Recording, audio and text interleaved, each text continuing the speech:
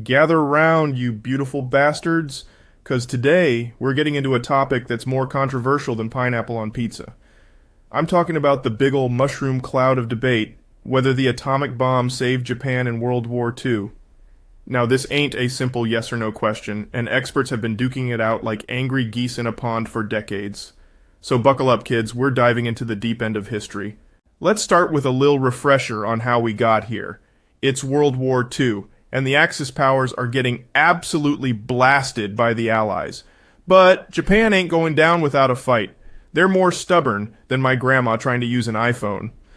So the US decides to whip out their massive schlongs, or rather, their massive bombs, and they blast two juicy nukes on Hiroshima and Nagasaki in August 1945, absolutely annihilating the war.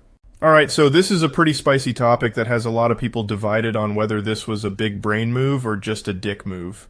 On one side, you have those who think the nukes were the only way to make Japan say uncle and end the war. They think Japan was a bunch of stubborn bastards who would rather die than surrender, and the big ol' atomic boom was the wake-up call they needed to throw in the towel. These folks argue that if the US had to go balls deep and storm Japan, millions of people would have been screwed harder than a hentai protagonist. So in a way, the atomic bombs were like a quickie, sparing both sides from even more pounding.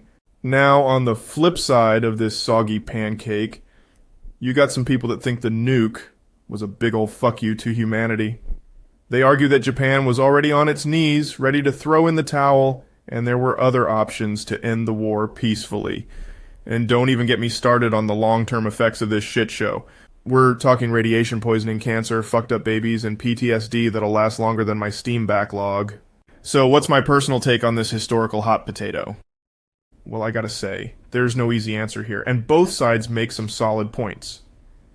But if I had to choose, I'd lean towards the idea that the bombs were a horrifically effective way of ending the war, but not necessarily the only option. I mean, it's like using a chainsaw to trim your pubes. It gets the job done, but there's definitely a better way to do it.